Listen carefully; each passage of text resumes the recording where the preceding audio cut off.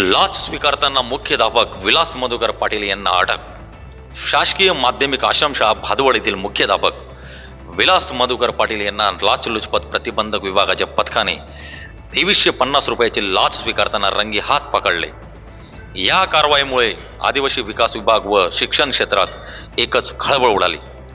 मिळालेल्या माहितीनुसार शाळेतील मुलींच्या वसतिगृहाच्या अधीक्षिका यांचे प्रसूती रजा बिल, बालसंगोपन रजा व फरकाचे बिल मंजूर करून देण्यासाठी मुख्याध्यापकाने 2350 रुपयाची लाचेची मागणी केली होती.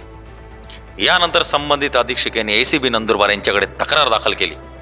त्यानुसार एसीबीच्या पथकाने सापळा लाच देण्यावेळी अधीक्षिकेबरोबर एक महिला कर्मचारी सुद्धा उपस्थित होत्या.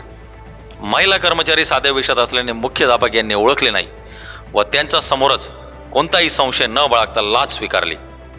त्याच क्षणी दबा धरून बसलेल्या एसीबीच्या पथकाने धाड टाकत मुख्याध्यापकांना रंगी हात ताब्यात घेतले. मुख्याध्यापकाविरुद्ध भ्रष्टाचार प्रतिबंधक कायद्यानुसार विसरवाडी पोलीस स्टेशनमध्ये गुन्हा दाखल झाला असून पुढील तपास पोलीस निरीक्षक संदीप पाटील हे करीत आहेत. अलीकडच्या काळात शासकीय कार्यालयांमध्ये लाचखोरीची घटना सातत्याने उघडकीस येत असल्याने प्रशासनाची प्रतिमा मलिन होत आहे. त्यामुळे सर्वसामान्य नागरिकांचा विश्वास देखील डळमळीत होताना दिसत आहे. अशा प्रकरणांमध्ये एसीबी कडून धडक कारवाईमुळे भ्रष्टाचाराला आळा बसण्यास मदत होईल अशी अपेक्षा जनसामान्यातून व्यक्त केली जात आहे. 39 न्यूज नंदुरबार.